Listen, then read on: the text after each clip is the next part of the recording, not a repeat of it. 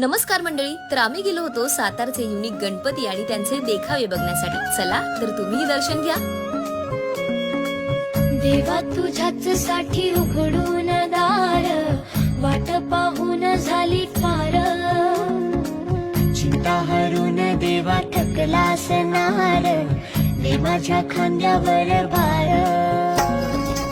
थोडा इथं टेकून जा, घास खाऊन माझा